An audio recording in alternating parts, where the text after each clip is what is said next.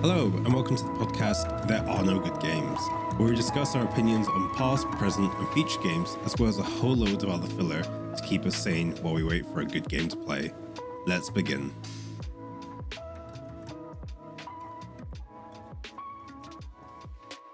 Okay, recording now. So we are now live and recording. So who does the intro? That's the real question, because I'm pretty sure people, when they start their podcast, they'll be like, okay, look, I'm frontlining the intro. Okay, let me show you how it's done. But we never discussed this. So who's doing the intro? I think this is where it kind of goes into, right? Because you sent me a lovely link. So I assume that you had the controls on who was leading the podcast at this point in time. Well, I don't think anyone's leading the podcast. I think now this is based on anyone can lead. Anyone just takes hold of what they want to discuss. But I mean, who's doing the intro is what I meant. I mean, I guess I can do the intro, but have we changed it from There Are No Good Games, or is there a different story? It's still There Are No Good Games. Welcome to There Are No Good Games, where we occasionally talk about video games. Okay, I can do that. Okay, you sure? Have you written this down? We can play around with it. It's absolutely fine. I think we'll see how many takes this takes just to do the intro. How many takes to do the intro? Yeah, it's fine. Yeah. Good thing I'm not editing. Hello, ladies and gentlemen, and welcome to There Are No Good Games, where we occasionally talk about video games. You're here with me, your host Tristan, and we are joined by Ollie. Hello. I'm very excited for this podcast. It's good to be back with a new spin. There's always a new spin with the podcast. Like, there's a couple of things I'm looking forward to. I've got a wealth of ideas and art assets I want to share across to you during this podcast that we can talk about and rebrand and revisualize it. That's good. But effectively, we're started from scratch. It's almost like the last series or whatever series never happened because there was a completely different format. I guess this is now slightly different, but yes, it's still the good old There Are No Good Games that people still liked from previously. What do they call it? They call it like a soft launch, or they call it like a reboot? It's a reboot.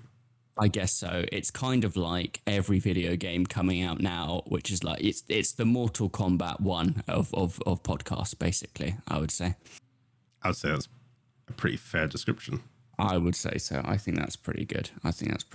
Yeah. So what did you want to share anything from the beginning, or should I just start talking random rubbish, which I always did on the last podcast anyway? I think we'll talk about random rubbish. We'll go through the games that I'm assuming you sent to me via the web link, and then we can kind of loop up with a bit of show and tell, which I think would be kind of nice to kind of end the podcast with. Okay, that sounds like a plan.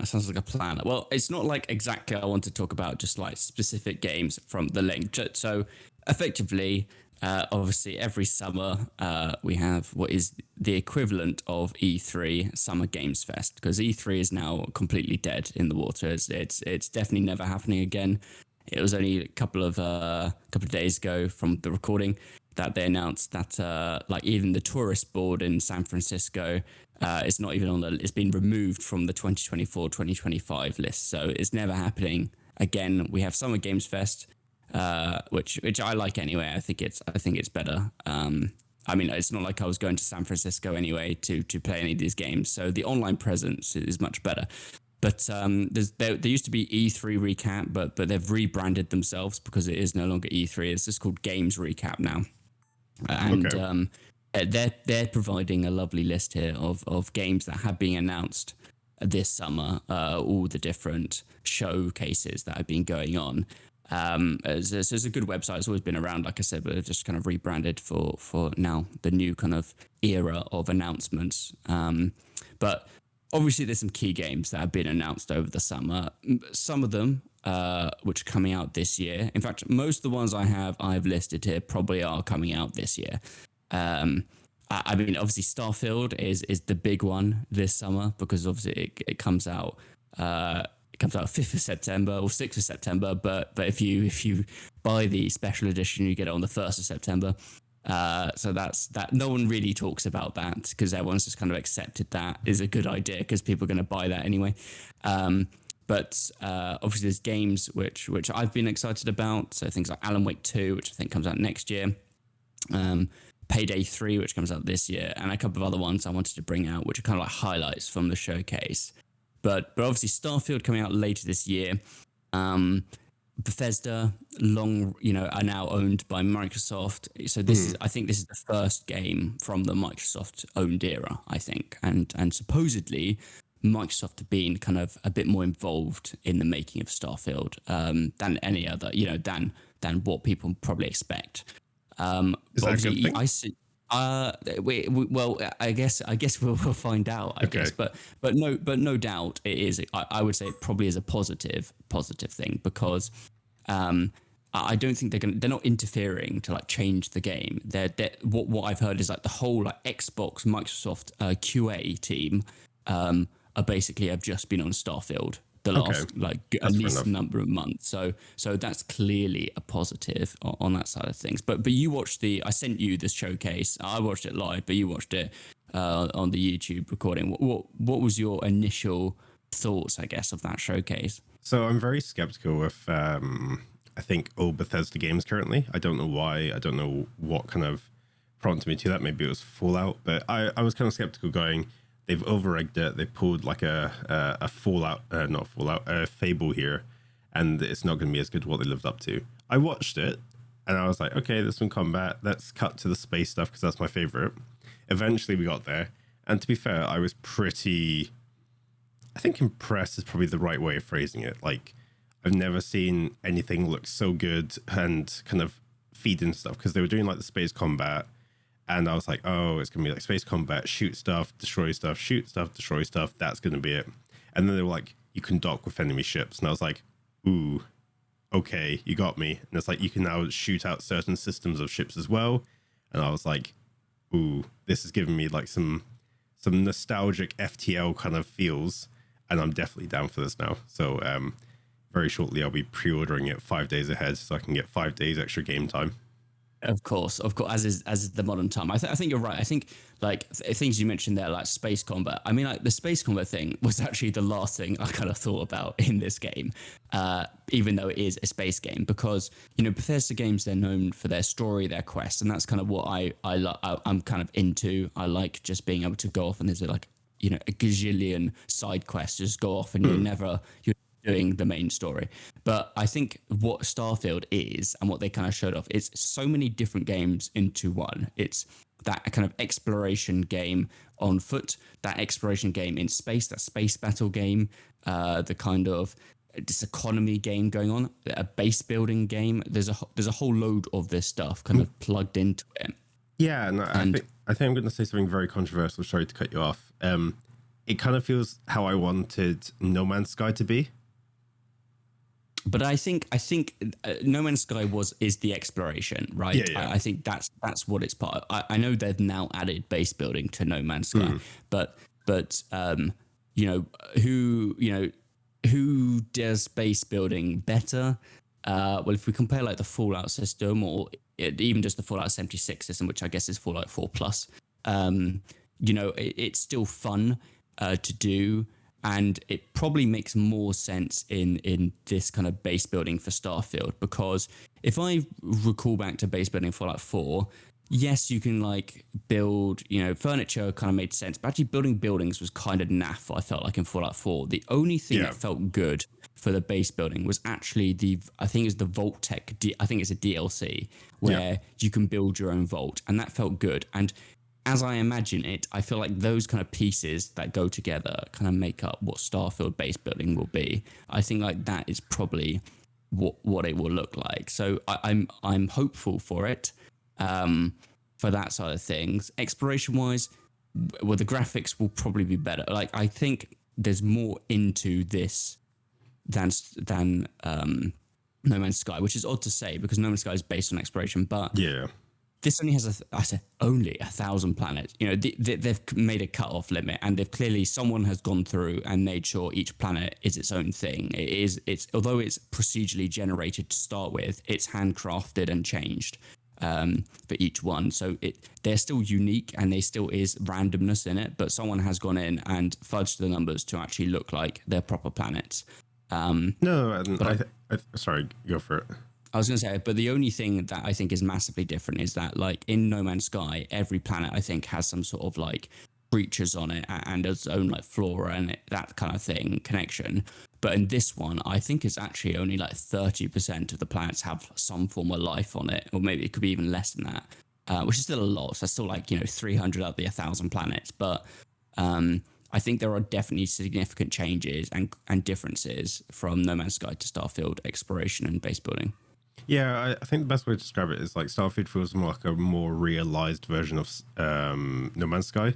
Like it's got more in-depth systems. It's a bit more meaty beyond the surface, where I feel like No Man's Sky is a bit like light. You kind of ran out of things to do quite quickly, but with this, you definitely feel like there's a bit more into it. Like I think the way to almost like preposition this as an idea is Starfield fits in between No Man's Sky and Star Citizen to a degree. It's not too technically commanding and demanding for you to go read the rule books, get all the gear, learn how your ship works, make sure you insure it and all that sort of stuff. But it's not too light on the travel and stuff like that where you have to make your own adventures. It's almost slap bang somewhere really, really comfortable, if that makes sense. Yeah, and I mean, let's be honest, the biggest benefit of any Bethesda game is the modding community. I think that is its biggest win in anything, and people trust Bethesda for modding, for, at least for now. But I'm very hopeful that Starfield, all these empty planets, not empty planets, but all these planets that don't necessarily have loads of stuff on them, modders will see something in them and build something there. And download a mod, and then another 50 of these planets have something unique on just from downloading a mod, and that will change the game up massively. So there's a lot of open space for modders to do their own thing. And that's what's exciting about Bethesda games for me. And, Bethesda have said they're going to be more into modding this time around. Obviously, they did like Creation Club for Skyrim, special edition, and that's kind of where, and Fallout, not as much in Fallout, but definitely for Skyrim, it became quite big. And I think I'm excited to see what they do there, as long as it's not like loads of paid mods and stuff like that, which is bound to happen. And sure, modders deserve to be rewarded. But I mean, that's a different debate entirely about mods and should modders make money from selling something that they don't technically own all the material for, etc. Yeah. But I'm excited to see what happens, and no doubt modding will be fantastic in Starfield, as it always is in any Bethesda game. So, yeah, no, that's absolutely fair. Like, I'm very impressed with it, and I agree with you. Modding is a very controversial subject to a degree, because like you said, you don't know if it's owned. Why should they get credit for basically building something on top of the system? But I'm just waiting for the classic, how long do you think until someone's decided to build a multiplayer aspect for this? Yeah, I mean, like, we already know that the Creation Engine, someone's already plugged in multiplayer into the Creation Engine already. So I guess at some point someone will mod it in. Obviously, this is a very single-player game. Bethesda said it's a single-player game. But obviously with all the planets and stuff like that, it'll probably be a lot harder than just Skyrim, which is effectively a flat surface, outside world. You don't go into spaceships. There seems to be less complexities, I would think, but I guess we'll see. But no doubt someone will create a multiplayer mod, as people have been doing. People have done it for Elden Ring. Although Elden Ring already had some form of multiplayer, they just kind of changed it up. Even the people who I think did the Elden Ring thing, or it could have been the people who did the Skyrim multiplayer. Yeah. They started modding Hogwarts Legacy to have multiplayer. So, I don't doubt the skills, and kind of, people are incentivized by it, because people love to take these single player games and add multiplayer to it. So it'll probably happen, but I would say that it's going to be quite complicated, I think, for a game like this in comparison. But again, people will want different things from this game. As you said, like, you're interested about the kind of, I guess, like, you could play a space pirate and go attack all these ships and raid them, etc., and stuff like that, right? And that might be your play style. It might be my play style to kind of just explore these planets, do the side quests, and that's kind of what I'm happy about. So I think people take different things from Starfield. It is the classic Todd Howard, lots of promises, and I guess we'll see how it plays out. Yeah, for sure. Agreed completely. I'm very excited to see it, and I'm currently looking at the shipbuilding now and just like, I'm ready for it. Yeah, the shipbuilding, modular shipbuilding looks really cool, and that again, people will do some awesome creations. Like the Starfield subreddit is going to be full of amazing stuff for months on end when it launches, for sure. Oh yeah, no, totally. I love the fact that like the ships feel realistic. They don't feel too sleek and streamlined like some games. They feel like bulky. They feel like they would be a spaceship. They have like a lovely sense of like you can already tell what type of ship you're getting before you even like get into it. Like some of the ships you just know, okay, this is definitely a transport ship. This is an exploration ship. This is a fighter. Like I just love the sort of like design and feel of them all. Yeah, no, I'm excited for sure about that, for sure. Obviously, there's some other games that came out, but I want to hit the nail on the head for a few of these. And going through the list, something stood out to me the most, and this is something that you can talk more about than I can. Okay, I counted 14 Warhammer games and then 4 DLCs for random other games, of which one of the DLCs was Power Washing Simulator. Okay. And another board game. So I counted that many. I think there were more DLCs because some I looked at kind of like the ones that came out in the Warhammer thing, but there seemed to be more in the other showcases as well. But that's 14 new Warhammer games. That seems like an excessive amount for one particular thing. No, I don't think so. I think Warhammer's done like a really good job of this. Like I don't know what's happened. They've done like an absolutely great job of bringing it back. Like they started off with Space Marine 2. And Space Marine 2, I was very impressed with. I played the first game. It kind of hits all your like childhood wants. You play a big old human wrapped with like a big gun and like a chainsword, and you just go to town and stuff. And you're like, this is absolutely what I wanted with everything. The combat's really visceral. It's got some good oomph to it. You feel like you're just a walking tank, which hits exactly what you should be doing as part of a Space Marine. And then they announced Space Marine 2, which I'm very happy about, which is like you fighting Tyranids versus fighting Orcs. But they did the one thing I was very excited about, which is introducing the idea of multiplayer. Like, for me, it's such a good idea to have 3 or 4 friends who are all Space Marines cutting through like lines of Xenos and aliens and stuff like that, going to town, covering each other, and all the tactical stuff of it as well. I think they did a really good job of it. The story, I'm very interested to see where it goes, because if you play the first Space Marine, it does twist it on its head halfway through. It's like, oh, this is what the game is about. You play it, and then it flips, and you're like, okay, this is a completely different game now. The voice acting is very like on par. It's very extra. It's very like, I want to say like, it just knows what it's doing. It's very tongue in cheek, but in a good way, if that makes sense. And the fact they're doing this with the second one, you can see the Imperial Guard. I'm going to guess there's a Horde mode at some point because it just calls for it, honestly. I think it'll be such a great game to kind of play and sit down with, honestly. I'm very excited for it. I was very shocked the fact they made it multiplayer as well. And I was tempted to message you when it came out, and I was like, Oliver, we should definitely play this because it just looks like a good laugh. I think it'd be interesting. I mean, I don't really play Warhammer games, but I mean, it's not because I don't like Warhammer. I do like the concept of Warhammer, although it is bloody complicated lore, and I don't have time for this. But I think, yeah, as long as the game's good, that's the main thing. But obviously, as we know, there are no good games. So as long as it has a positive experience in some way, I guess we'll see. It has to be more positive than some other games. When does that one come out, or is that already out? I think that comes out this year. I want to say this year, this winter. There we go. Yeah, I'm not sure how many of those 14 Warhammer games that I counted actually come out this year. I was going to say, so I've seen. So there's obviously Warhammer Space Marine. There's I think there's a strategy one, which I can honestly say I know a little bit about. Realms of Ruin, which is set off the new box. There's like a Warhammer box that came out last year. It's like orc kind of things and Stormcast Eternals, which are reborn heroes from out time, and it looks like a very light RPG kind of game. I don't know how well it's going to play and how kind of like micromanaging it's going to be. I don't think it's going to be like, I think it's going to be in between Halo Wars and maybe StarCraft in terms of like requirements and like competency to play the game properly, or it might just be like heavy unit type counters. So if you have a ranged unit, you need to have a magic unit to get rid of it. If you have a melee unit, it kills the magic units very quickly. But yeah, it'll be interesting to see what happens there. I think it's a great idea. I'm loving the fact they're bringing it all back. I think Warhammer since COVID has definitely upped a bit in terms of like quality, what they can do, and I think a lot of people have adopted the hobby as well, which is kind of nice to see. Yeah, yeah. It's definitely improved. I mean, Warhammer has its ups and downs in terms of popularity. Obviously, like, for stages of COVID, it became really popular, but then I think as COVID was dying down, it then became slightly less popular.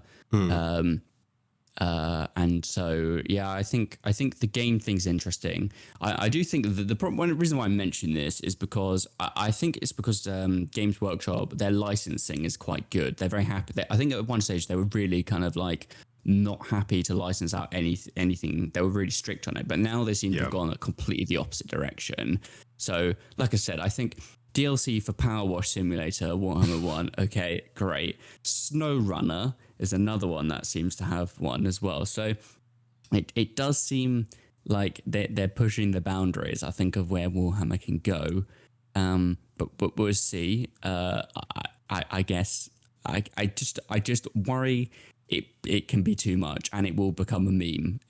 Like people, if you oversaturate it, people will not care about certain Warhammer games because they'll just be like, oh, look, here's another Warhammer game out of the, 10 that came out this year. And people want to play more than Warhammer games, I think, if they're if they're actual gamers, not, tabletop games, sure.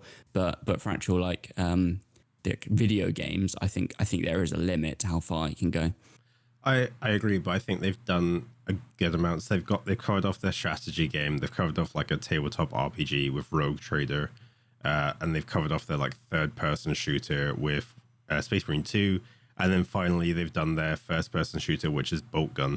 I think they've done the right amount to kind of feed into it. It's not too much, it's not too little, but it's not like they're kind of thrashing every single day, going, "Here's another game, here's another game, here's another game." They've gone, "Here's a nice selection that should hopefully fill out everyone going forward. Please enjoy," which I think is the right way to do it from a company perspective. Yeah. Well, I guess we'll see. People will people will start complaining if they feel like it's getting too much when the releases actually start coming out. So we'll definitely see that. But I think it's just interesting to see such an iconic brand go quite full out in terms of the number of video games they've started licensing out, for sure. Speaking of games that are popular with people, is the Payday series, and Payday 3 is coming out later this year. So for ages there was silence, and then suddenly it's like, oh no, it's coming out this year, which I think was a big surprise. I would have thought it was going to take at least another year, but Payday has always been a really good, fun experience that you can have with friends. But I watched the trailer, and I think some people do agree with me online as well, is that it seemed very kind of combat heavy, the trailer for Payday 3. When I played Payday 2, with my brother, we basically tried to do every single location as stealth. That was like our main thing. And I think it's down to it's more challenging than just like shooting everything, right? Yeah. But also because it's more strategic and timing, etc. But also, I never found like the combat that interesting or fun really in Payday 2. So I don't know if they've changed up the game quite a lot, as in this is what they want it to be. They maybe think, okay, well, more often than not, people are going to get into shootouts at the end of these heists. So this is what we want to focus on. Hopefully, then it means it's better, that kind of combat addition to it. But the main concern I saw from people was it just looks like Payday 2. Now, I can tell you from the visuals, it does not just look like Payday 2. Payday 2 is built on a really old engine, and this is built in, I think, the latest Unreal Engine. So it's very different there. But also, of course, it's going to look like Payday. If people said it didn't look like Payday 2, as in the gameplay was different, I would be worried, because that's not Payday. You're creating a whole new thing. So I found that a very odd kind of statement that a lot of people are making, is that they're worried about it because the gameplay looks like Payday 2. Well, I don't know. I think Payday 2 came out a long time ago, a very long time ago. It probably is more than 10 years. So it did need a refresh. and it's a good series, fun series as well. They're still building maps for Payday 2 still, but that is because I think they ran out of money and they needed to fund Payday 3 with Payday 2 DLCs. So that's fair enough. But funny enough, Payday 2, people absolutely are not happy with the company that make Payday because they've released like 3 different console versions for Payday 2, and none of them got updated. Like, as in they released, and I think after like 4 months, they just didn't get. They were never ever in line with what the PC. I think they launched not in line with the PC version, and they never were updated anywhere near the PC version either. And there's reasons for that are very public, but people ignore. The engine was like a proprietary engine for Payday 2, and so like it was so hard to edit console stuff. It was practically impossible for them to do it. But clearly they still released it for the money. So yes, okay, bad.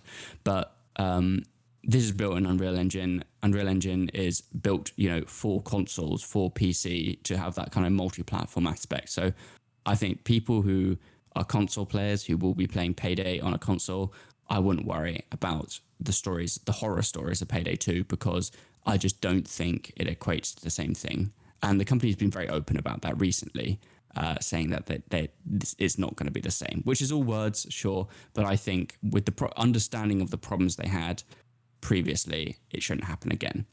I mean, I'm interested because I think dipped my toes into Payday a couple of times, which is like, I play it, I do the combat, I've tried to play online a couple of times. It's okay, but I do kind of sit in the more combat heavy point of view.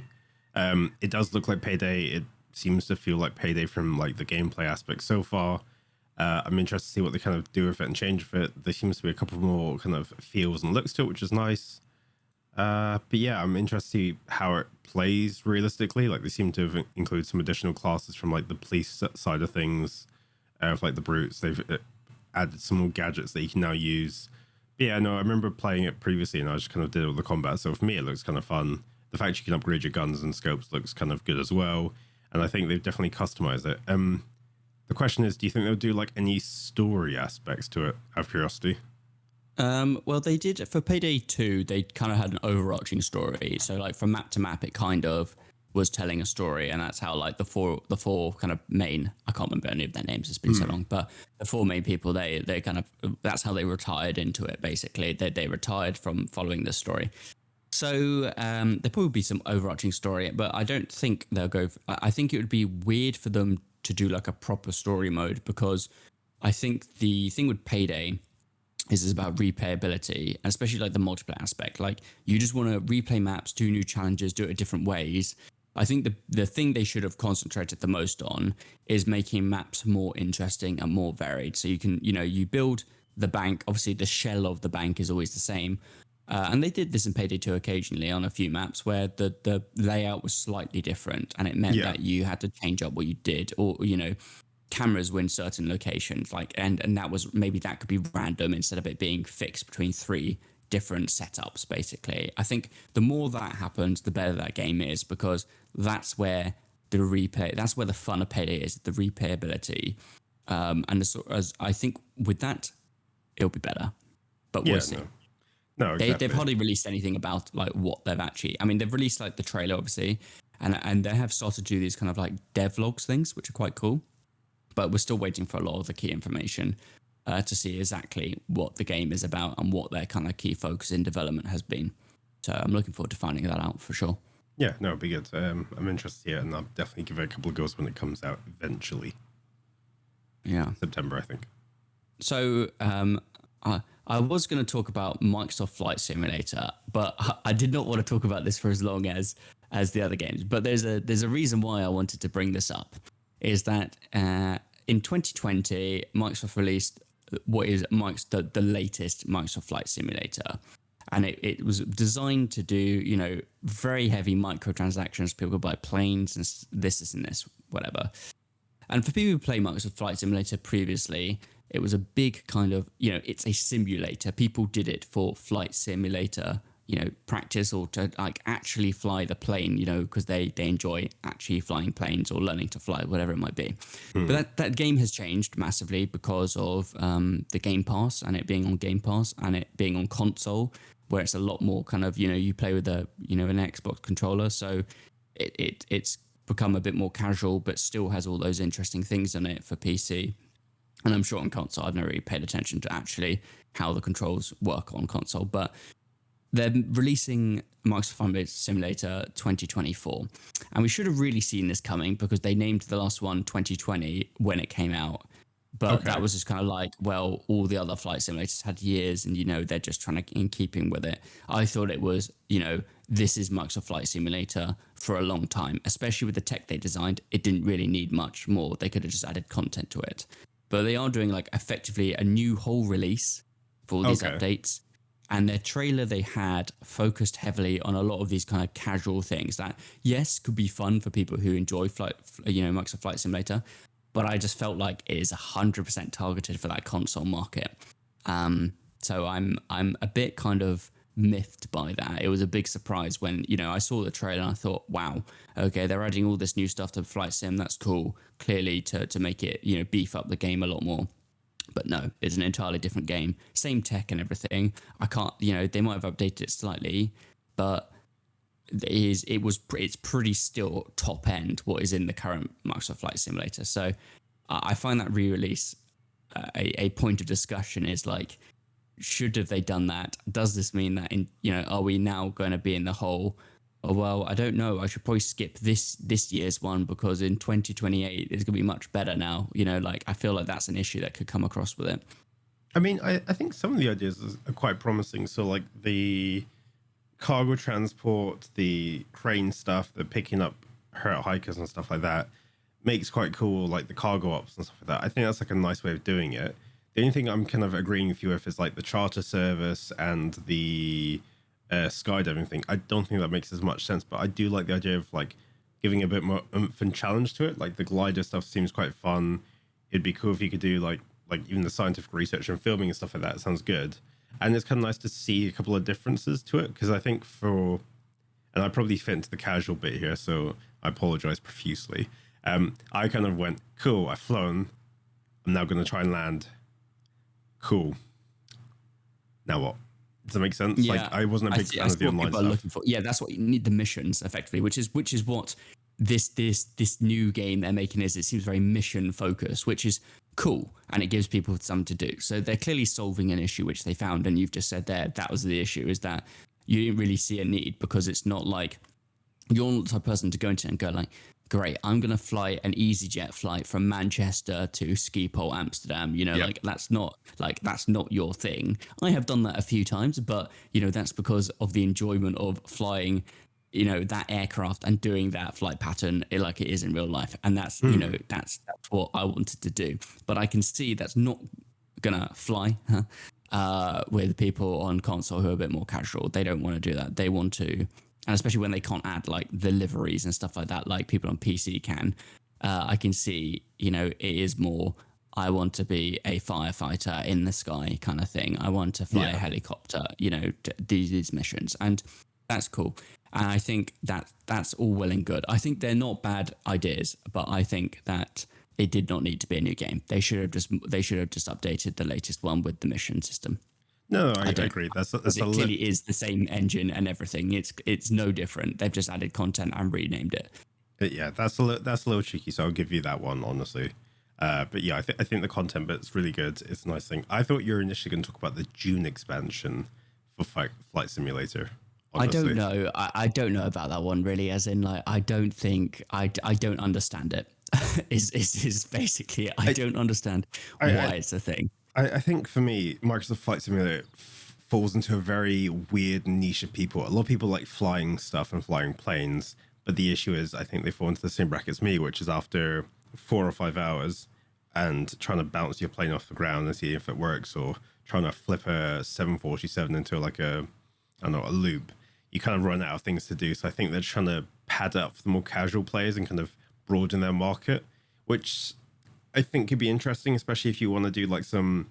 One of the good things I can imagine, which would be a really cool scenario, is if you have an air traffic controller, you could have someone be an air traffic controller managing 2 or 3 helicopters and a jet picking up water and trying to stop a forest fire. Like that sort of scenario stuff would be kind of cool to build out from like an RP sense, because that's what I've understood Microsoft Flight Simulator, where it really kind of, like you say, takes flight, is with the RP community and everyone pretending to be pilots to a degree. Well, I mean, but the thing is, like, all those things are already in the current flight simulator, as in, they're third-party tools to do it properly. But it's fully, Asobo fully integrated it into it, so it all works like magic. And people do, are the London controller of England, and they will do all the London airports, and that's normal for people to do. And people stream it. These people get 300, hundreds of views for Flight Simulator for being a air traffic controller. They'll get people viewing them. But that is more, again, on the kind of realistic side of things. Like, that is not kind of like the fun stuff, like, as in, it is fun for them, sure, but it's not like the casual fun thing that people are looking to do. Like, you got to know your stuff, because you got to do it correctly when you're speaking to the air traffic control. And for sure, the air traffic controller has to know what they're doing by managing the airports, and they have kind of like a ranking system, like I won't call it an experience system, but effectively you've got to be good enough, and you kind of work your way through the difficulties, and eventually you get your license to be the Heathrow operator, and then you can sign into that when necessary. So, okay. There's a lot of that already, but I think but I'm telling you, I don't think they should have created a new game. I don't think there's a technical limitation to it. They've just done it to, yes, it's on Game Pass, so fine. They're not they're not gaining any extra money from that, because people just download the new version instead of having the old version on as part of their Game Pass, right? But people on PC, the people who play this kind of like religiously as their main simulator thing, they probably don't have Game Pass. They're not into a wider range of video games. They just like this, so they're probably gonna have to buy the entire thing again. And the top thing, when it came out in 2020, the top package was over £100, like, to get all 80 aircraft and stuff like that. Oh. So we'll see if there's like maybe there's an upgrade system for this, but then I don't know how it's gonna work if you bought it on Steam or anything like that. So I have no idea. But that would be interesting. As part of the game announcements, there's one more thing I wanted to bring up. I know there's loads of other games, of course, like Alan Wake, Baldur's Gate 3, Fable, Star Wars Outlaws, like a lot of these big games, but they don't really have the controversy I'm looking for here, or the discussion points. Okay. But the thing, actually, it's a positive thing, okay, which is the resurgence of demos for games, okay? Now, this has been big because recently, you got like the kind of dev summer games fest stuff that goes on Steam, where devs can upload their games or demos of their games, so you can play them over the period of like 2 to 3 weeks. And that's been very big on Steam recently. A lot of people love doing that. I think the most recent one just finished. But the two games which I would like to highlight here, because they're AAA titles, so it's actually AAA titles, not just indie games, which would be on Steam for this kind of Game Pass stuff, which is Final Fantasy 16, which is now out, and Lies of P, okay, which is the kind of Souls-like Pinocchio game, which is not fully out yet, but the demo came out earlier this week as the time of the recording. So for Final Fantasy, I think it was about an hour and a half demo, and for Lies of P, I think it was about an hour-ish. Okay. But this has been where people have played the demo and they love it so much they are actually excited for the real game, which I feel like in modern day is a massive surprise. Yeah. Because generally games do not, the pattern has been recently, we're not showing, we're not giving review copies, we're not giving this, we're not doing that. And I think this is a massive game changer, that if we are going back to AAA game demos that are coming out, 3 weeks in advance of the full game, I think that's a positive, because it shows that they have at least some kind of success in what they're trying to produce. They feel like they're happy to show off this part of the game. Yeah. And both of them are just the starts of the game, I believe. And the good news is for Final Fantasy 16, the save carries over, which is brilliant, because then you can play the game early. And then you just, when the game comes out, you play it. And for Lies of P, I'm not sure, but it generally was like the first like boss or two that came out with it. But the feedback from that was positive, mostly from that game. There's still things they're working on. I think the dodge or block system is being fixed slightly, but that's good because they got the feedback now. They know where the pain points that they can fix it for the real game. So I guess what I'm saying is, what are your thoughts then of this? Like, do you think more games should do this? Do you think this is the start of game companies moving away from hiding their game before the release date? So I'm gonna sit back for a second. I'm gonna have a sip of my tea, and I'll go into it. I see you're fully ready for this. I'm fully ready for this. I'm very excited. Okay, I'm going to hold my tea while you do this. So I can you can cup it and hold it. Yeah, use I it can as like cup a it in hand my warmer. hand. Like, yeah, exactly. Well, I feel cozy while you go on this. Yeah, go ahead. Yeah, no, exactly. I think it's so refreshing to see that, because I'm gonna hit this from two angles at the moment. The first one is from like a childhood aspect. There was nothing better than being able to test out like Sly Raccoon, I don't know, Sonic, or like Crash Bandicoot and stuff like that, buying like a PC Gamer magazine, plugging it into your computer, and then going, this is a good game. I want to play this. I don't want to play this. I want to play this. And it was such a good idea to see it, because you got to have a taste of it. You got to try and work it out, and you didn't have to commit to the full game. Like Jack and Dexter, for example. I played 1 and 2. I played the third one. I wasn't a big fan of the third one, but I knew that was where I had to draw the line. I didn't have to worry about like saving up or asking for it as a Christmas present. I played it and I'd got it sorted out. The second bit of this is the fact that I think a lot of companies now, like Microsoft, Sega, Square Enix, are picking up on it, which is a great idea, because it's going to save people from doing the worst thing ever, which is like buying games off like G2A, CD keys and all that sort of stuff. It's really going to start to kill that market. Because I think for me, if there's a game you like, but you're not quite sure on it, you've seen some reviews, but you're not quite sure if you're going to like the full end-to-end game, you go on a site like that and you buy the game for cheap, because you're like, worst case, it's not good. Best case, it's good and I like it. Because companies like Steam, some of the other game companies, I'm going to use this as an example because I love using this example. No Man's Sky, you could play it, but if you played more than 3 or 4 hours, Steam just stopped all refunds going back into it, which I thought was like such a horrible idea, because no one liked it, or people who didn't enjoy it at the time tried to refund it, and Steam went, nah, you're not going to do that. We've decided against it. So I think demos, ironically, are the best way to try out a game, get a feel for it, play it end to end. And if you like it, play the demo again and again and again. And then it lets you jump up at the story, which I think is such a smart idea. But then it also lets you just carry on from where you left off. Like a good example for me, and I'm very sad about this. There was a place in London, I think it was there was a game in London, like a game store, where you could go in, sit downstairs in like a cool air conditioned room, which is very like topical with the heat going on. And you could pay to play a game for X amount of hours. And it'd be like maybe like £2 or £3 an hour. You could buy a drink or two, and you could sit there and do it. And what I did was I went down there with my partner, and we played God of War, the first one, like the new revised one. And it was absolutely such a enjoyable thing, because you could play the first 2 or 3 hours. I went, yep, that was a great game. Super excited to go play that. Walked upstairs, bought the game, bought a controller, like a pro controller, and then went home and then played it for like another 12, 15 hours to a point. But I think demos are what you should do with games, right? Because you shouldn't have to market it, show off flashy videos, show off great cutscenes. You should be able to play the game, test it out and go, yeah, this works for me, buy it, and then carry on with your life.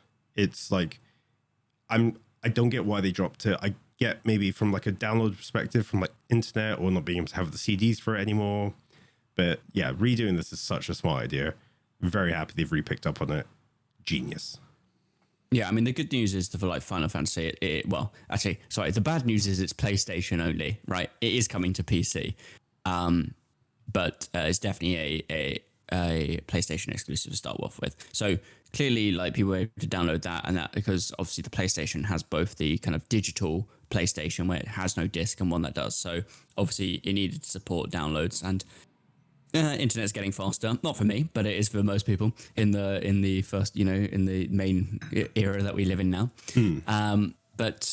So that's fine. And I think, yes, obviously when you're, do you want to be downloading loads and loads of demos beforehand. Now, that's not to say you have to play the demo. I mean, I haven't played either. I watched on Twitch someone play the Liza P. I watched Lyric, and that was enjoyable to watch. He plays lots of the Souls like games, and so he said it was good, and I trust his opinion. It was fun to watch. The Final Fantasy 16 I have stayed away from because I do want to play it myself when it comes to PC. And that would be my first, apart from Final Fantasy 14, that would be my first kind of single player Final Fantasy game. So I'm kind of saving myself for that one. So, but again, I read the copies. Again, I heard streamers comment on what they thought, how they played it afterwards after I avoided it. So that's good to know.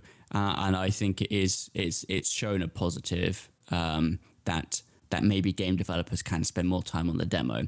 Yeah, the flip agreed. side of it is that you will have some people who will come across and go like, why they've wasted so much time on a demo instead of making the same game. This game wouldn't have so many bugs if they just focused on the whole game and not building this demo kind of thing. And I can see it now, and this will come soon. Now, I don't think these maybe Liza P when it comes out, maybe the later game that wasn't in the demo, which is pretty much a lot of the content, because a lot of the kind of, I think it was like skill trees and stuff were all missing from the demo. You could like see what they were at the end of the demo once you kind of got the thanks for playing message. Yeah. In the kind of room you ended up in. A safe room kind of thing, but then you couldn't really, I don't think you could actually do anything with it, or it was too late anyway because you've completed the bosses, so it was kind of irrelevant. So maybe that's going to be not balanced, and that's going to ruin the game. Who knows? Pessimistic take there for sure. But for something like Final Fantasy 16, which is all story based, they literally showed off the opening of the story. They could feel a lot of like the combat and stuff like that. And obviously the guy who did the combat, Devil May Cry, did the combat for that as well. Okay, that makes sense. Received. So it's definitely new. I mean, this is definitely a modern take on Final Fantasy games, because they obviously it's real time combat. It's a very different paced. The funny thing is that I read is that for Final Fantasy 16, the lip syncing is all done to the English audio. It's not done to the Japanese audio. And that is because in Japan, lips are apparently not that important to being able to lip read. Like, as in, in English speaking languages, European spoken languages, you might look at someone's lips to better understand what they're saying, the enunciation, whatever it might be. Yeah. And you can kind of lip read. But apparently in Japanese, because of the lack of like vowels and consonants, they have fewer vowels and consonants than we do. That's why they've focused on doing the English lip syncing, which is very funny, because it is obviously all the time. Final Fantasy is being very Japanese based, and people have taken this, even though it is clearly, well, you might as well focus on the English audio because it's more important to actually the wider world, and Japanese people don't really care or don't use it as much. Yeah. But people have said, oh, look, this is the westernization of Final Fantasy. Well, I mean, that has already happened already. The westernization of Final Fantasy happened with all the MMOs they've started to do. And also, it's a modern era. You can't have these clunky mechanics, which were the foundation of these JRPG games a long time ago. They don't really fly anymore. And in order to sell copies, you've got to do it to a larger market. So people have found, obviously, people always find the negative in this stuff. But I think it's a positive. But the game's out. I mean, I'm staying away from everything, but the reviews seem very positive. Obviously, there's a lot of this game they still have to play. But when it comes to PC, it's, as long as it's still looking good, it'll be my first Final Fantasy game, apart from 14, the MMO. So. Yeah, that's fair. So yeah, demos good is what we've come up to. Demos very good. Do more. Good. Because I think even demos don't need to be like a separate piece of gameplay. If you just have it as the introduction for the first hour, time box it, that's great. Because at least then you know exactly what's going on, if that makes sense. Yeah, you can definitely have it, either time-based, or you play up to the end, the midway through the first act, or even just the first act, depending on how big your game is, right? There's definitely all this stuff you can definitely do to get people into it. And obviously there's an art to a good demo, in my opinion. I think Final Fantasy had done it well. Liza P, again, it's more of a linear game. So again, I would say it's hard to mess up. But it's when those games which are not linear, that's where a bit more work has to go into it. And maybe that's where the complexities come, where games like that can't do it. Yeah, exactly. So they'll just end up spending too much time on thinking, how do we do the demo instead of actually just working on the main game? And I can kind of see that being a problem at some point for sure. Yeah. So that's good. So far the summer's been pretty good of good announcement of games. I'm looking forward to a few of them. I'm skeptical of a lot of them, most of them, but we will see. We will see. I'm most looking forward to Starfield, without doubt. Without doubt. That will be. I mean, we had Harry Potter early days, so another story single player game. Yeah. Yeah, It could be contender for single player game of the year. I mean, you like Baldur's Gate, don't you? So I like Baldur's. No. Oh, I was going to say I like Baldur's Gate. I think my issue with the Baldur's Gate and like Divinity and Divinity 2 is the game never feels finished to a degree. Does that make any sense? Like, it's up to date, which is great, but it's never like finished. Does that make any sense? Like, there's still like things that feel a bit jarring. Like, I played Divinity 2 with my partner for a while, and we'd run into issues where if one person took the quest, one person handed back the middle part of the quest, and then someone did the other part of the quest, it would like break the game, so you couldn't finish it or you couldn't get the like end you wanted, basically, which was so frustrating. But yeah. I guess that's like that's the issue, I guess, when multiplayer, a syncing issue, not just like a technical syncing issue, but clearly a design-based syncing issue. That one came about as well. But I guess, yeah, I don't know. I didn't know Baldur's Gate 3 was going to be multiplayer, or is it not? I don't know. It is multiplayer. So Divinity 2 and Baldur's Gate 3 are all multiplayer. So you could buy Baldur's Gate now, and we could literally sit on the podcast and play it for a couple hours if you're interested. Okay. Well, that sounds like the worst idea ever. I'm not interested whatsoever. But thanks for offering, for sure. You're welcome. Yeah. Not for me. Not for me. I still watched like the trailer and stuff, and I mean they've got some good actors in there. But I don't obviously anyway. The only issue is that, not for me, but for a lot of people, I think because of the now early access, effectively Starfield gives, which is the week before, 5 days early. Mm-hmm. I think there's a week difference between Baldur's Gate 3 and Starfield now.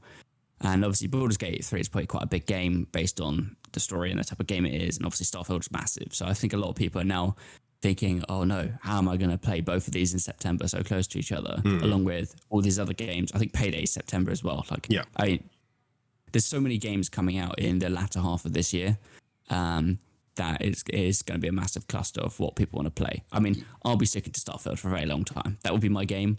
It means I don't have to play with other people, so that's great.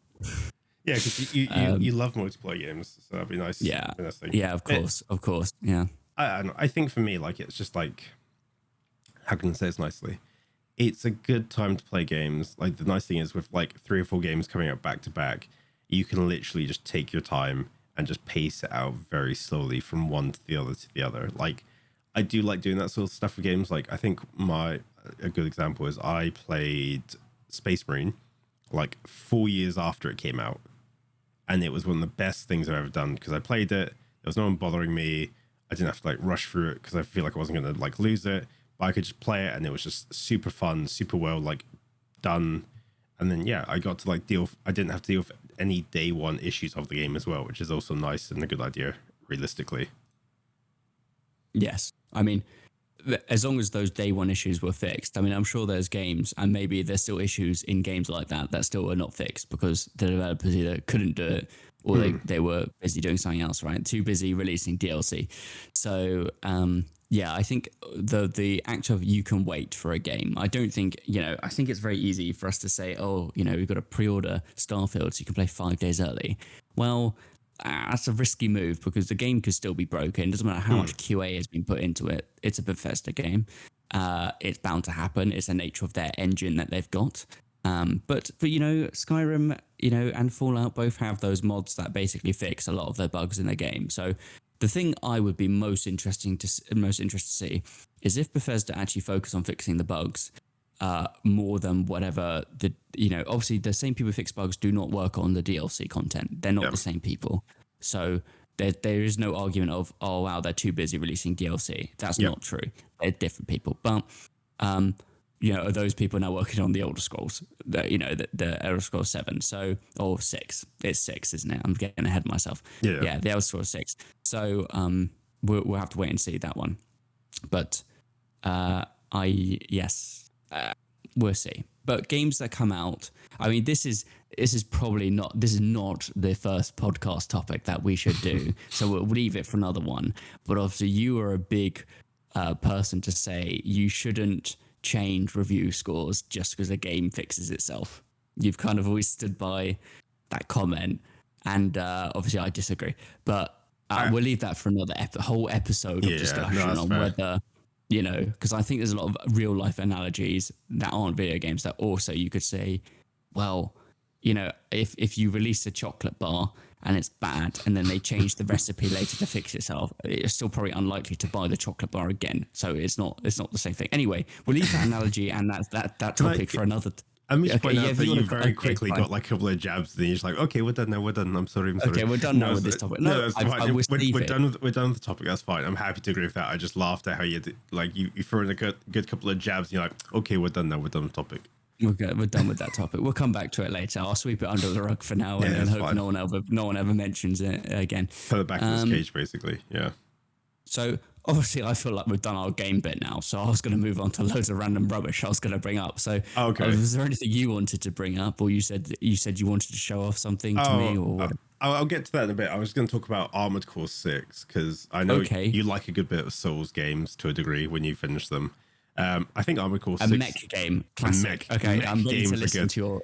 I'm very excited to see what happens with it, because I know that the company that does it obviously does Dark Souls and stuff like that. But it would be very interesting to see what happens with Armoured Core 6 and how it kind of plays into everything else and how it stands out and stuff like that. I'm very excited just to see the customization and the different play styles and all that sort of stuff. And the fact the best way to describe it looks like a Souls game at heart, but it's been masked over with Armored Core features and feels, if that makes sense. Yeah. Is that what you're most looking forward to this year? Is Armored Core? I don't know what I'm actually looking forward to. I think this is a weird point where I'm looking at games now. I'm like, is it worth my time to go play this, or should I go be doing something else instead? Armored Core, I think, kind of fits that bucket. There's another game called Phantom Brigade that I've been playing, which is absolutely crisp and lovely. But apart from that, that's been kind of it. And Diablo 4, obviously, and a little bit of Mechabellum. But yeah. Just a little bit of lots of different games then. Well, yeah. There's three, maybe I think at the moment I've got maybe one or two games on at the moment, which is AFK, go make a coffee, can kind of play the game. And there's a game where I have to require thought and kind of can go around and do stuff. But yeah. Yeah. I mean, at the moment, I'm not I'm kind of on the back seat of games at the moment. I'm just kind of I know for a fact I'll be playing Starfield a lot when it comes out. So I know in 2 months down the line, that's what I'll be focusing on my time on. So I have been playing up to Diablo. I'm trying to get through the story. So I feel like I'm the type of person when it comes to games like this, where I want to do the story side myself. I just dislike doing story stuff like that multiplayer when it is a single player bit, right? But obviously the rest of the game, all the dungeons and everything else, and obviously you've still got to wait for the first season of Diablo to see what that's like and actually what, is that going to keep people playing exactly what I paid for. So I still want to do the story and then do how, I'm trying to level up, and then we can do dungeons and stuff, together and stuff like that. But for me, I'm slowly getting through the story. It's Diablo again is the type of game where I just need to sit down and I'll play for a good number of hours, and then it'll be a couple of days before I play it again, basically. And I'll just see whether people want me to do dungeons with them or I want to do the story. So that's kind of it for Diablo. But I've been getting back into my iRacing recently. Okay. Which is obviously one of the most well-known racing simulators. So it's definitely it's not arcadey. It's very much kind of, you will not have the grip of the tires if you don't warm up the tires correctly. If you go off, your tires will go cold. There's a lot of stuff like that. Aerodynamics, it's all part of the game. So I've been doing a couple of open wheel races there, kind of getting back into it. It's been over a year since I last played. So yeah, it's been good. So next week, I will be starting my Formula 4 journey after doing a bit of the rookie open wheel stuff. So that's been good. But the problem with that is that I've been playing on an evening, because that's where most people, again, it's played all around the world, and actually you can end up playing against people in Australia or United States. That doesn't matter where you are. So it doesn't really matter about time zone. It just happens that a load of Europeans pop on, and otherwise Americans are at work during the week anyway. So I've been playing, but the problem is it has been so hot in the UK the week of the recording that I am literally sweating. I think the problem is my headphones as well. I have like massive wireless headphones on, and I literally am sweating so much while trying to concentrate the heat, and like I just have no air. I suppose like it's been hard. It's like being a proper racing driver. I reckon I actually do lose weight while playing just from the pure sweat that that leaves my. Yeah, definitely do like a weigh-in beforehand and a weigh-in after. I'd like to see the difference there. I should do. I mean, Formula One drivers, they lose about like 4 kilograms, 4 to 5 kilograms when they race, and that's for like just under 2 hours, right? Yeah. So it's quite a lot just from sweat that's leaving their body. But yeah, I'm sweating a lot, but it's not bad. So I'm struggling, but I might wait for the cooler weather to really get back into it properly because it is a struggle. And if I do my windows open, but I've got to have like no lights on and I can't see what I'm doing. So it's all very, it's unfortunate. It's unfortunate timing for sure. At the top, on a top floor of a 3-story house. Yeah. So that's been strong. So I've been playing those games, but obviously, a lot of my time is just kind of like chilling. And this comes into my next topic. Okay. Okay. And I'm going to title this kind of section of the podcast as the YouTube rabbit hole. Okay. Oh no. Now you're probably waiting for what I'm about to bring up. You probably know what I'm about to bring up. Okay. And it kind of really hit me a couple of weeks ago where I started watching vivarium videos. Okay. And this includes like, people who like literally look after ants. Or like worms, like they have like massive tanks of like plants. Like they've literally got a tank with their own ecosystem in where like insects will eat and creepy crawlies will like eat each other. And the guy's like running the channel and he's like trying to explain. He's like, I've got to balance out, the food chain and I've got to do this and this. And I'm like watching. I hate biology. I do not care whatsoever. Okay. The channel I like started this like rabbit hole was a guy called Nordic Ants. Okay. And he didn't just do ants. He does like a whole thing. Does he do like the Tarzan noise at the start of it? Or is that Canadian ants? I don't know.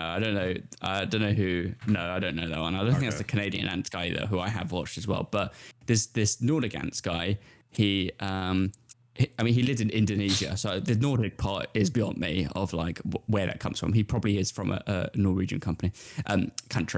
But so the video like I watched, like it came out 5 months ago, and it has like 1.8 million views. But it's like a proper thing. It's like a 2 hour, like maybe, actually, I don't remember. I think it's like an hour and a half. But it's like an hour and a half video. And it's actually an hour. It's an hour. It felt like a lot longer, but it's like an hour long video. I think the video is like titled Years Old Tropical Ant Vivarium. And so it's like over the course of like 2 years, he's like recorded footage and like cut it down into an hour footage. And he's made it like, it's like an historical, like, battles go on. Like he releases new ant species. Then he released like a centipede thing. It's crazy. Now, also I'm not into my insects. I hate insects. Okay, if I see an insect, I like physically run away from that as fast as I can. Okay. And so this is not like my type of thing I want to be hosting in my house by any means whatsoever. However, I am enthralled in this video, and I watch it, and I watch it from start to finish. And I'm very like when I eat, I don't really like. I sit usually at like a desk or in front of a computer or something like that, and I usually watch like cooking videos. Like there was like my last year's rabbit holes was basically people who do like food challenges. Okay, and there was a guy called like. And another one just goes to takeaways. A guy could rate my takeaway, which became very popular last year. But this guy, Beard Meets Food, is like my other big channel I watch. Whenever I sit down to eat food, he only releases stuff on like a Sunday now. I used to do it like twice a week. But now it's only on a Sunday. I will watch his video as soon as I can because it's like the most interesting. I don't know. I just love watching it because the food I watch, like, I could never eat this stuff. I think I can while watching it, obviously. Well, I'm hungry. But as my belly becomes full and I continue watching the 12-minute video, I realize this guy is a monster. He can demolish anything. But the food does look amazing sometimes, even if it's just like a full English cooked breakfast with 12 eggs, 6 sausages, and just like they just add stuff like chips. Chips seems to be the thing that all these restaurants just add to the dish to make it bigger. But yeah, it's just carbs get added to it, make it more of a challenge. But yeah, I look at this, go, I could eat that. Wouldn't finish it, but it looks amazing food to watch. So that guy's like one of the ones I got into recently, like last year, and then I do religiously watch. But these other rabbit holes I get into, like I haven't watched a Bavarian video in a while. Like this guy, the Nordic Ants guy, only releases one like clearly every couple of months because he kind of like does like a collation of like what goes on. I did recently join his Discord, which goes on, which is massive because I don't join random Discords. Like I'm the type of person who uses Discords for like friend Discords and like I guess now business use type stuff, right? Yeah. But I'm not like into the whole like, I'll join this community. Like I don't really do that as much. So this was like big for me to join something which I'm really like not that big into, but I'll watch the videos. Yeah. I just find it fascinating when I watch this stuff. But okay, this is like where it gets weirder, okay? Because this week I have entered a new rabbit hole, okay? And luckily it is only one particular channel, but this channel has a lot of videos and it is a bit different, okay? So this is for house building, okay? Or like construction projects, right? Out of curiosity, is this like primal caveman house building? It's not. No. Okay. This is like actual, like they actually know what they're doing, okay? So the channel I found was like a channel called Perkins Builder Brothers. Okay, it has 800,000 subscribers. Okay, so I'm not the only one. Okay, but it came up on one of my recommendations, like the classic YouTube algorithm. The YouTube algorithm knows me well because I will go down it for sure. Okay, but the latest one that came up was like it was titled. I did write it down for this. Okay, it was titled Mountainside Getaway Home. Okay, they released it a month ago, 2.6 million views. All right. Now, I know nothing about house building. Okay, I'm a software developer. I hate hardware stuff. Okay, so this is like as far away from what I do as possible. All right. But I watched this 2-hour video. I was going to say, I'm literally looking at it now and I'm like, holy crap, it is just 2 hours. And this is where it gets even worse, is because the current thing I'm watching from them, okay, is like a where's the playlist? Okay. The playlist is building a small income property. It's 45 videos long, and each episode is like 20 minutes plus per episode. Yeah. And it's like they're building a house from scratch. And I'm there for every moment of it, and it is crazy. I cannot stop watching it. It's so good. But this is different because like the Nordic Ants guy, he talks over it, but he's actually not the most interesting person. Like the content, what the insects do is the interesting part of it. Yeah. Okay. Yeah. The building part of it is cool, like them building a house. Like everyone loves, like men just love watching stuff. Like it's like, you know, people love watching a fire, okay, being built and then being lit. Like it's that simplistic. Yeah. But this time it's a bit more complicated because it's a house and it has to stand upright and last, okay? But it's their personalities. These guys, it's just like these two brothers who own this construction company, which I think is in North Carolina, okay? So it's even further from reality from where I am than normal. But it is like they have like a whole like 3 to 4 other characters who like are with them the whole way when they're building these houses, and they just have good personalities. They're funny, they're interesting, they explain what is going on in the building process. The problem being is that they do not follow the same building stuff that we follow here, okay? As in the UK, like the whole thing's made of brick, okay? Yep. In this thing, the whole thing's made of wood. Yeah. So, because it's just like, it's very different building practices, but that makes it more interesting because it's like something I don't know anything about. And it is actually a lot more interesting than just building with brick. I mean, they do use brick occasionally, but that's like for building the basement, and then they just add wood to it and timber, and that's where they go from there. But there's a massive amount of craft work that goes into it. But I just find it, I'm stuck. I'm on video 12 of this 45 like playlist, but they're interesting. They're interesting people, but the YouTube rabbit hole is something I waste my time going down very often. Yeah, I think they've only fallen into that with one person so far. So it's Casey Neistat. I used to occasionally watch his vlog, like his daily vlog he did. I'm not sure if you're aware of this or not. He's a very big, he was a very popular YouTuber. I don't know if he's like big now, but he was very big vloggers, wasn't he? Yeah, so he's always phrased as like the godfather of vlogging. And like it's the most confusing thing I've ever seen how he does it. Because he makes a vlog, right? And the vlogs range from how many? 5 minutes to like 10 minutes at a time. And it's just his day. It's just his day. And at the moment I've got like, I'm on this playlist. I'm like slowly working through the vlog. And I think I'm on what day am I on? I'm currently flicking through this. I'm on day 77 out of like 400. But they're like nice, small, digestible stuff. Like, good example, he's got one video called Quitter, which is 11 minutes and 16 seconds. And he's got Why Do You Vlog, which is 4 minutes and 30 seconds. And it's just like such a nice change of pace. You see what he's doing every single day and you go back into it. And like, I think for me, that's my YouTube rabbit hole as well. Or it's like learning. Like, I don't know why, but like learning on YouTube, they make it sound so simple and so easy. You're like, I can definitely go do this. You get up, you walk away from your desk. Oh yeah, I'm ready to build a house for sure. Yeah. I'm ready. Yeah. Like, yeah. I give me a wood, I'll chop it down, and then I'll build a house out of it. I'm ready to go. Yeah, like I don't know what it is. Like I've been watching that, and then there's another one which is like such a bad one, which is it's like a guy doing like primal living. So he's like, I'm building a house out of mud and sticks, and you're like, wait, what? And you watch it, and you're like, I could do this. I could definitely do this. And you kind of get yourself hyped up for it. And then you look at it, you're like, I couldn't do this. I definitely couldn't do this. It's just I'd go die in the wilderness. Yeah, I'd fall over, stub my toe, and a tree would fall on me, and that'd be it. This is how I'd like to lose my life. But it's just such a weird idea and concept. Like I love learning stuff on YouTube.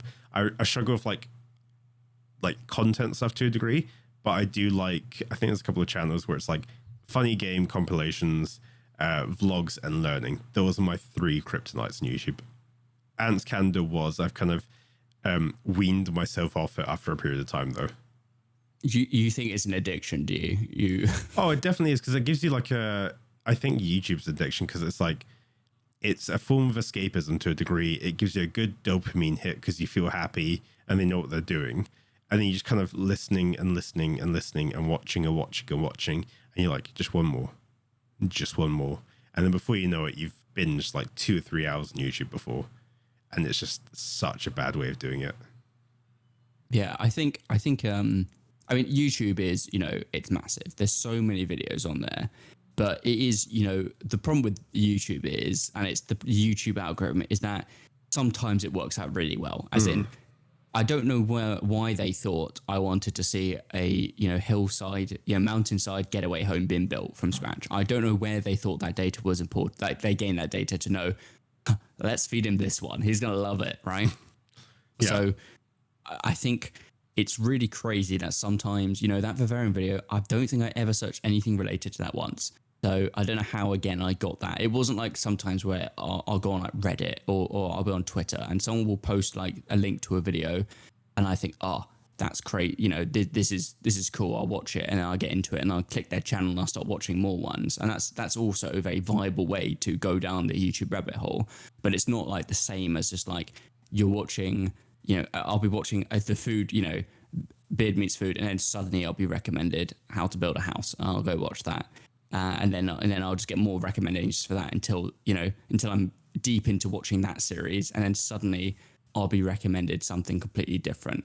I think we could definitely do like a topic or a video just on YouTube, because there is a science to it that I'm slowly bashing my head against a wall trying to understand to a degree, and it seems to be going okay in some degree. But I get exactly what you mean. Like, it's such a weird way how they recommend stuff. Like, I went to Christmas with my partner. I was like chatting to her cousin, and me and him were just chatting. I was like, "Oh, what are you watching?" And he's like, "Oh, I'm watching this like catch and cook season on YouTube." I'm like, "Oh, is this the Taradara Bros?" He's like, "Yeah, that's the one. Like, fuck, they're so good, blah, blah, blah, blah, blah." And we're just like, I don't know how we both somehow end up watching like the exact same videos, like within like a year or two between each other. Like, I watched it initially, he then watched it. I don't know how YouTube does their algorithm, but they're definitely doing something right there. Because the thing is, like, sometimes I'll be on a video and it'll be like a video that came out a while ago, okay? And then I'll see in the comments, like, a fairly new comment and someone being like, "Oh, the YouTube algorithm is out at it today because they suddenly found it." Yeah. And there'll be other comments like liking it and commenting under that.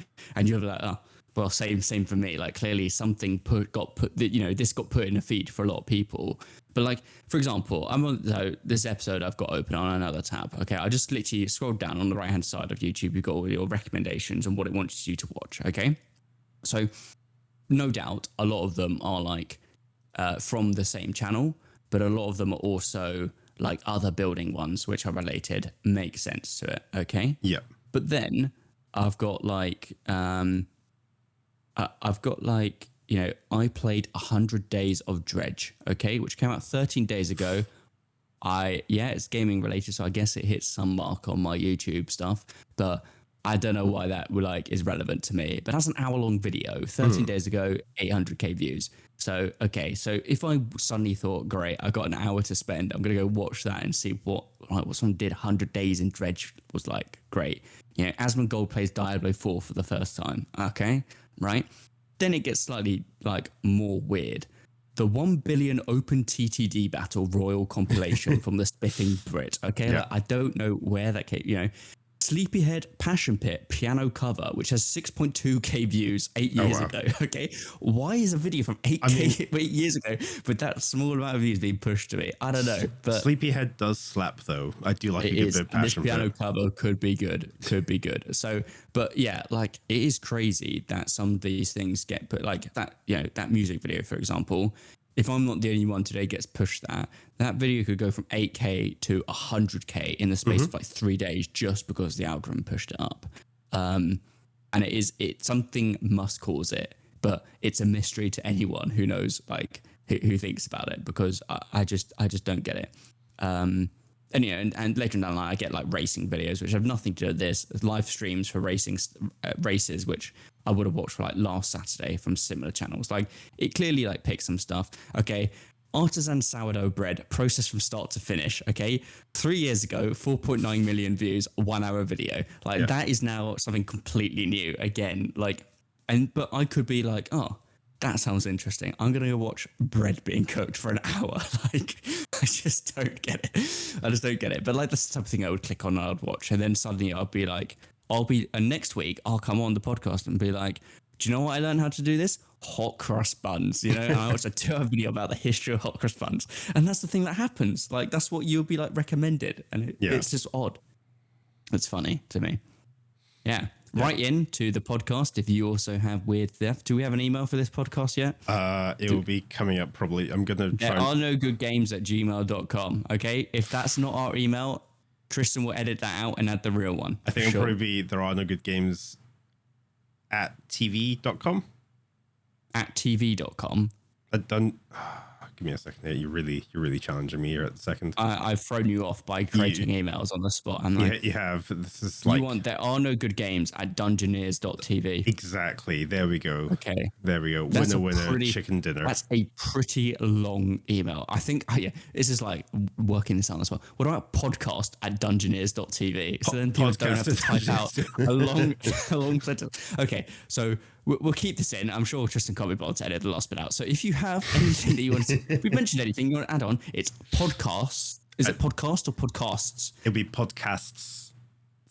Okay, with an S. Podcasts at dungeoneers.tv. Yeah. If there's a description on wherever this is put, I'm sure it will be put in there, right? Yeah, exactly. And then I think, sorry, go for it. So I was going to go down to the description now and be like, it's not there. Where is it? No. So the way I'm going to do this, there. You're making a promise now. So if someone goes down to the description right now, wherever they're watching it, they will find the email to email. Even if there's nothing about the description of the episode, there will just be podcasts at dungeoneers.tv. That's if it's not there, please send your complaints to complaints at dungeoneers.tv. Oh, God.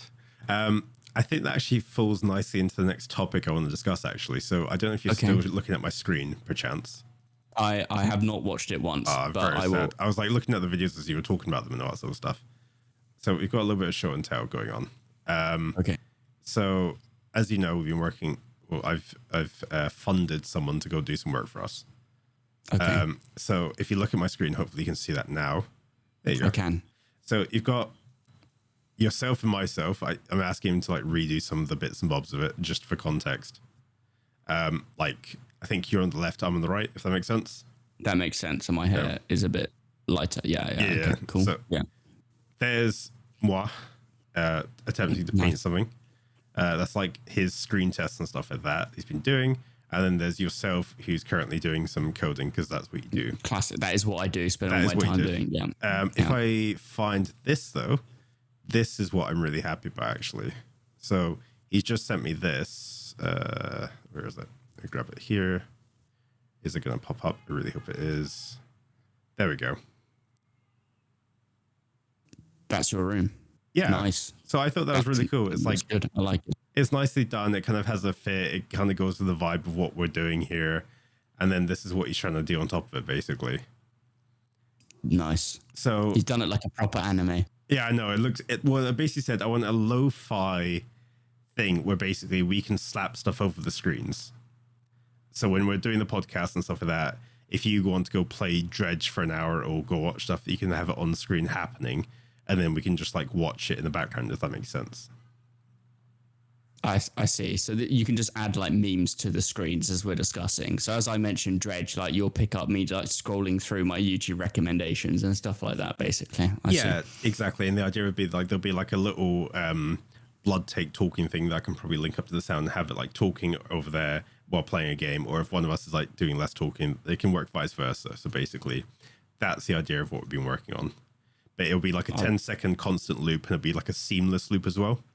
So this is people who are watching the podcast on video platforms like YouTube, for example. Yeah, so that's the idea of it. So today's one's probably going to be literally I'm going to go play Dredge tonight, or probably the last spell, and then just put the podcast stuff over the top of it. I see. And then that way it's just kind of like it's there, it's a little bit blurred, and then you kind of can just listen to it in the background and all that sort of stuff, which I think will be really good. But yeah, when that gets sorted out, eventually we'll then whack this on top of it, and then that will be the new format for the podcast. And then it'll be on the YouTube channel, There Are No Good Games, which has already been set up. Nice. As well as things like Spotify, Amazon, Apple. Yes, hopefully. I need to go do the research tonight as part of my lovely daily vlog I'm trying to do at the moment. So yeah. A bit behind the scenes. Exactly. Like well, okay. Well, that sounds very good. I'm looking forward to that when that's ready. So it'll make it more interesting on YouTube for sure. That'd be very cool. Very cool. Should I have a topic that we can end on. Okay. Always interested to hear topics. Yes. I mean, I don't know how this section might not last in the other episodes, but I've notified this section as random news that could be connected. Okay. So this came out today. All right. It's probably not filling people up with hope, or you, but okay. This bit of news is from Nottinghamshire Police. Okay. Okay. That's good. All right. And a lot of these police forces in the UK, probably it happens elsewhere in the world as well. I don't really know. I haven't gone down that rabbit hole, that much research yet. But police like departments in the UK, different cities, police city, whatever, they will have like a social media presence, right? Yeah.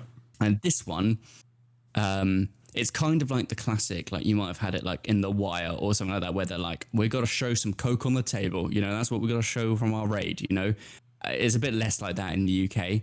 But this one, they posted their a £10,000, okay, worth of Pokemon cards. Okay. So they have they're titled it more than £10,000 worth of Pokemon cards seized during a Bolwell drugs raid. Okay. So they posted this on their Twitter. And obviously, it's become a hit because, cardboard crack isn't a term meant to be taken literally, is one of the top tweets on that thing. Very, very funny. That's good. But I was just going to read this. So two officers, right? They're from the knife crime team, which is a very UK thing. Were on patrol 11:20 a.m. All right, on Wednesday. Right, so clearly people buying drugs early in the morning in this place. Yep. And they noticed a man acting suspiciously in an alleyway, okay, between like two locations, which is irrelevant to the story. He stopped and searched, another classic UK, where a quantity of Class A drugs are discovered, all right? So they clearly arrest him, whatever the Class A drugs are. And then obviously a warrant is then carried out at the address where this guy lives. Where they found a large amount of Class A drugs in the kitchen. All right. So for those who don't know, who are listening elsewhere in the world, Class A is things like heroin, cocaine, probably, weed, marijuana is probably a Class A in this country, probably, even though it's legal in other countries. But it is what it is. Cocaine. So they say this block of suspected heroin and crack cocaine. Officers also seized more than 5,000 in cash. But this is where it gets good, okay? They found in the house a glass display case containing a complete set of sealed Pokemon cards worth more than £10,000. All right. And at this place, 33-year-old man and 32-year-old woman were arrested on possession, not of the Pokemon cards, of the drugs. Okay. So they clearly took the Pokemon cards as well, as per the tweet. Now, what I want to know is who at Nottinghamshire Police valued the cards, okay? Because I don't think they might have, a specialist in these police forces that's like, this block of cocaine is worth this amount of money, the street value, okay? I don't know if they have a specialized team for we evaluate Pokemon cards that's found on the streets. Do you have a picture of the box so I can just get They do. I will link you the tweet, and I don't know if we do show notes on this podcast. Who knows? But it can get added to the show notes. I like how you're just giving me more work to do. Realistically, let's talk. Okay, I missed. Ooh, okay. The problem is what they've done is they from the photo they've clearly broken it out of this display case and just shoved them in a bag, right? They've lost all the value right there. Then he's just got a lot of collector's boxes. Does that make sense? Yeah. Now, obviously, people who are listening and obviously on Twitter, because Twitter is obviously the best place to have civilized debate on, have said why have they taken the Pokemon cards? Well, supposedly, I'm not, in the police force, but it's probably evident this addiction to Pokemon cards or whatever this is was funded by the drugs. Okay. So some people, they sell drugs for nice cars. These people, 30 to 33-year-old man for a Pokemon cards collection. No, let's talk about the upside of this. All right. What was the upside? No, give me a second. Okay, I thought you were saying, oh yeah, no, there is no upside. What is the upside to this? There is an upside to this. Someone is going to be very happy at the next police auction when someone goes, Pokemon cards for sale, and some kid is going to get the best birthday ever because they've got sealed boxes. They've got sealed, I think they're first editions in there. That guy is going to be the world's best father, I think, honestly. But if you think about it, and I'm saying this is as a possible philanthropy escapade, we should definitely go up to Nottingham next time they have a police auction and try and buy them and then auction them online. Right, I've already, as per usual, now on a website, okay, for John Pye auctions, which luxury items which have been seized by the police, okay. Yeah. All I see is watches, jewelry. Oh, Nottingham, okay, right here. This one, okay. This one includes designer clothes, footwear, accessories, fragrances from Gucci, Louis Vuitton, Nike, a load of other ones that they don't pay me to say it, so why bother? Sorry. These are Gucci shoes. These are ugly. These are bad. Sorry, I'm just laughing because one of the lots I'm looking at, I think it's the Nottingham police one. They're selling copies of Legend of Zelda, Tears of the Kingdom on there. I'm just okay, those are definitely not real. I would have arrested someone who bought that game as well. Yeah, that's true. But I'm just laughing at stuff is they've got signed T-shirts. They've got loads of other stuff. I reckon if you write into this company and be hi, I saw that Nottingham arrest this guy and took all his Pokemon cards. Could you please let me know when you're doing your next auction, as I would be very interested in buying them and reselling them. I thought you were insinuating that now civilians were going to start reporting Soviet era reporting people to the police so they can gain their Pokemon card collection.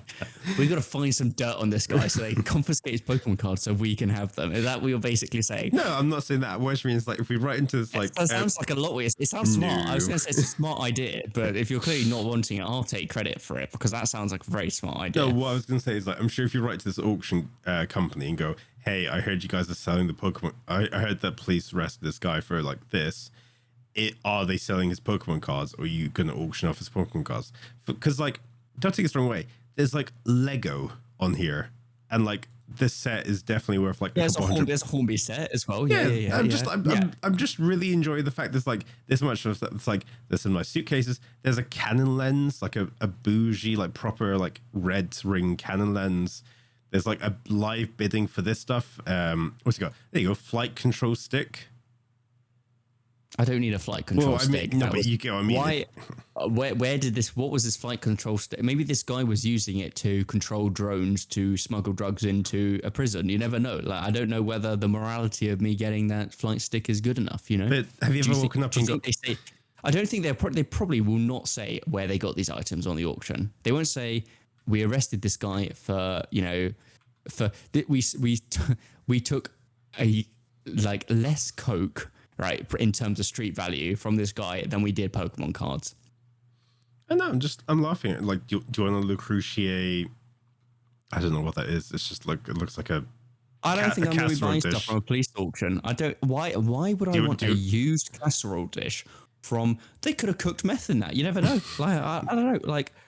do you want a Segway board? I did not. No, I don't know what I like.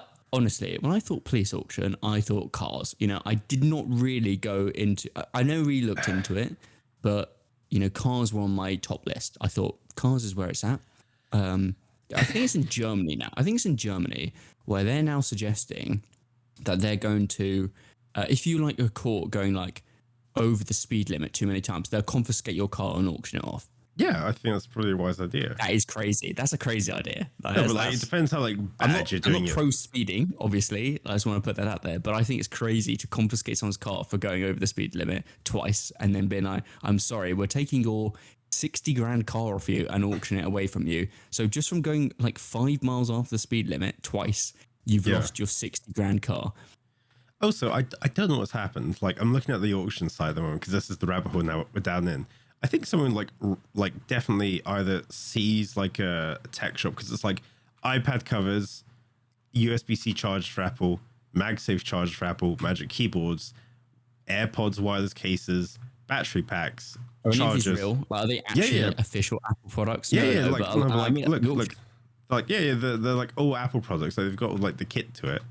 They got like PlayStation controllers. Like, I honestly don't know what they like took away, but I feel like they definitely like broken, like seized a shop or like seized like a dodgy, I don't know, dodgy place. Some people run laundromats to wash their money. I mean, instead, what we have is Gucci outlets and Lego shops is basically what we've got now. Well, like they've got like a very nice PC case here. They've got a bunch of Xbox Series X fridges, which I know were popular at the time. They got like the, what do you call it? It's like the hoverboards, but they're built for like off-roading. Like, I don't know what's happened here. Like, someone has definitely done something, and I don't know. I'd love to hear the context of this, because, like, again, Zelda Tears of the Kingdom, Modern Warfare 2, do you want an espresso machine, Ollie? Like, they've got it. They've got the one with the cafeteria built into it. Like, I'm very confused. I'd love to hear the stories. I feel like this is like its own, like, documentary series, like, how did we get into this state? And it's just like, if you are a police officer or auctionist who does police stuff, you can write into us to let us know your story at podcast@dungeoneers.tv. Yeah, exactly. And we'll read them out and understand it better on the podcast. Or even better, we'll invite you on the show and you can get us in for some good deals. No, but like, I'm very confused. There's a lot of computer stuff here. I don't know if like gamers are the worst thing. Like, they've got like GoPro things, they got like fans, they got like vinyl players. I'm very fascinated. This is worse than a YouTube rabbit hole. It's like, I reckon, do you know actually what it could be? Okay. It could be, and this is from like an episode of The Wire where people like opened up a crate and it had like all cameras in, right? And they stole the whole crate of cameras. Is that this could be from like stolen shipments, but then they obviously confiscated all the stolen shipments and you don't know where they actually were going. So you just have to auction them off. Like, that could make sense. I get that. They're stolen goods. Like that could be where they come from. I don't know. You could raid an entire shop and be like, this is all ours now. Well, that's what I mean. I just don't get how that kind of like passes on, because obviously if I go into a shop and steal a bunch of crap, I would then think the police would return the stolen crap back to the shop after the case. But does the shop go, I don't want it anymore? 25. Well, no, if you like steal stuff from like, 25 different shops, like all over even just a county or even a town, right? They're not going to exactly, like you took a receipt with you of what you stole, right? Yeah, no, that's So fair. I guess in some way they won't know. But I mean, like, you break into a lorry and steal from the lorry, like, yeah, sure. But if you do that, if you get away with doing that multiple times, then you have no idea what was heading where, what No, distribution that's fair. center, who actually owns it, Speaking of, they're also doing they did an auction for an F1 replica car, which I just laughed at because I just thought of you. Oh, that was probably because they couldn't pay. Like, I have seen, it's like It's insolvency auctions, to be fair. yeah, that's like they went to the Lotus. There was like an episode, like, this is classic like British TV, where the random scrap you find on British TV during the daytime is like people who go in, because a company's gone insolvent and the courts have ordered to confiscate this amount of worth of items and stuff. And on this episode, they went to like I think it was like the Lotus factory at the time, which don't race in F1 anymore, but they took like a replica car, basically. That was you do at like trade shows. And I was like, oh yeah, this can be auctioned off to raise the money you owe to this other person, whatever. But like, this probably stuff happens all the time, and cool stuff like this probably is on like sites like this that we have suddenly stumbled across only from finding out that Pokemon cards were seized over Twitter. Like, this is the YouTube rabbit hole, but for Twitter, basically now. Yeah, no, exactly. It's just We've created a new one. It's very, very interesting. Like, yeah. Perfect. Wow. Well, I'm glad that we could finish on something so utterly mundane and probably people are like, what on earth are they talking about? Well, anyway, that's this week's this podcast. I'm not saying this week's because there's no way you're allowing me to rant on this much every single week. But I felt like it was a good first episode. Yeah, I think I was pretty happy. I'm trying to think of a name for it at the moment. I've got There Are No Good Podcasts, which I think kind of covers it aptly. See, so we're now changing the name of the podcast. No. We just call the episode There Are No Good Podcasts. Okay. I thought you renamed the podcast. I was like, we're gonna have to redo the intro. I think we mentioned it multiple. It was in the email you originally suggested. There's a whole load of things that are no longer changed. It's kind of like in films where they're like, they remove a cup from a background or something, or they're holding a Starbucks, whatever it might be. And that's what you've done to the episode now. Yeah, exactly. It's a perfect little tip to kind of get there. But yeah, okay. Cool. Well, thank you everyone for listening to the podcast. We'll see you next time, I guess. Yeah, we'll see you next time. Bye-bye.